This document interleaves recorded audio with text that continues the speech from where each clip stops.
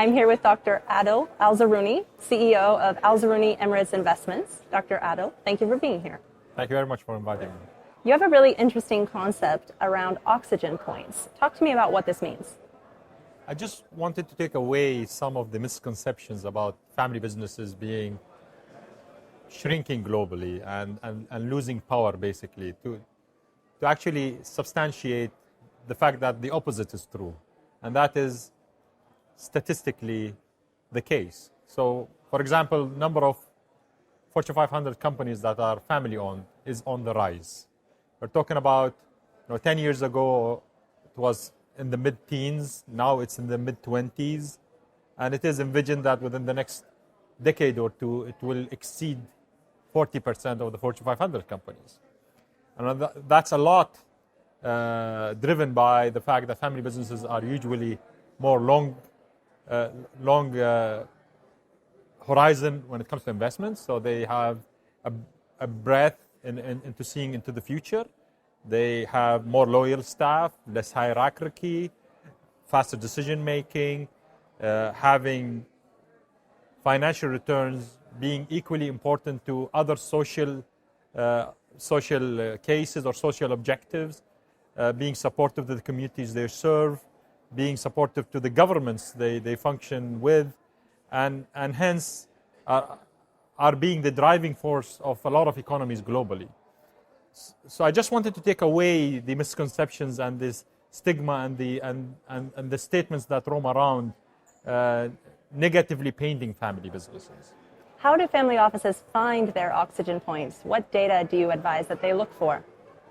So first of all, when family offices look at themselves and try to find their oxygen, they usually would need to look at the family itself. Does it share a vision? Do they have the same objective? Are they communicating well? They will need to look at the businesses. Are they still carrying luggage from legacy? Is it fundamentally sound? Is it properly governed? Is it a business per se? And they would usually also look at the context where they function within, their relationship with the government they work with, their relationship with the financial market, proper governance again, their social capital, their human capital, and the legal environment they function within.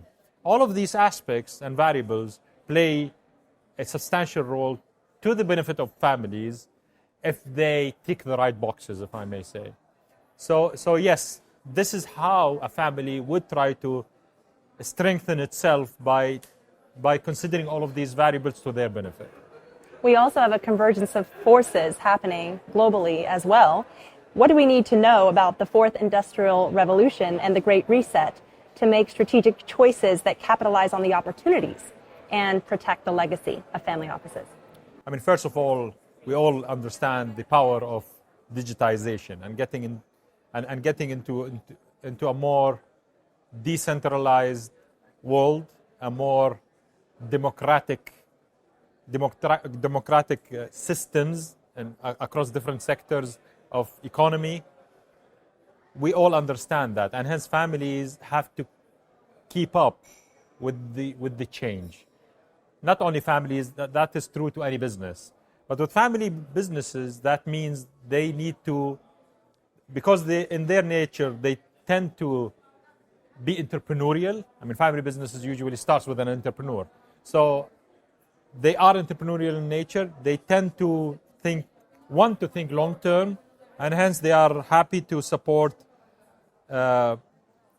startups in those fields, happy to invest in them so that they can keep up with an ever-changing world. They keep up with a decentralized world, a world that is highly diversified. It's basically a small village now. Anything that happens anywhere in the world affects you within your economy, within your society, and so on. So family businesses are geared to leverage off that. And hence, again, ticking the boxes and making sure that they don't miss on the fourth industrial revolution we are living in. Speaking of how we're all interconnected, do you advise your family offices to have certain currency diversification in order to maintain a stable portfolio during unstable economic times? I'm not a big player in currency diversification. It's very opportunistic the way I see it. I mean, underlying any currency, there need to be the fundamentals. And it's usually not in the form of currency diversification per se, unless you are talking about a specific corporate with its own transactional needs. So I'm talking about a portfolio, a proper portfolio management for a family. It goes with the investments themselves into different asset classes that usually, if you do proper diversification globally, it will do naturally a cross-currency diversification. So I'm for example invested across different geographies, and those are, so in the US, parts of Europe, parts of Asia, and locally, and with that comes natural diversification of currencies.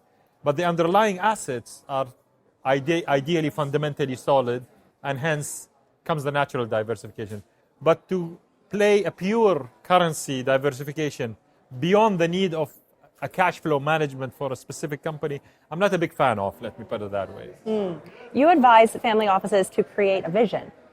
What components need to be in place for a strong family vision? I think it starts with what the family themselves, as individuals, see in the business. Do they share a common objective? Do they all want that pocket of wealth to stay together, to represent them as a brand, as a family, to be there to support them and their lifestyle and future generation, to be there to support their society, the society they serve, to be there to support the economies they serve within? If that is the starting point, then yes, a vision is important to reflect that. And then it can propagate into the businesses and down from there to the different stakeholders within any business.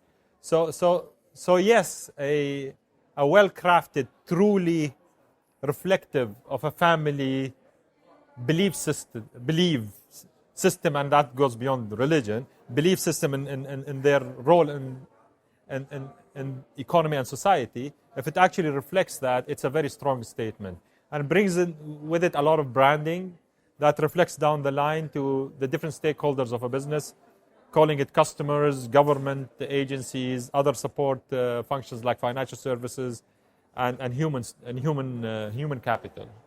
Dr. Adil, thank you for being here. Thank you very much for receiving me. Thanks a lot. Appreciate it.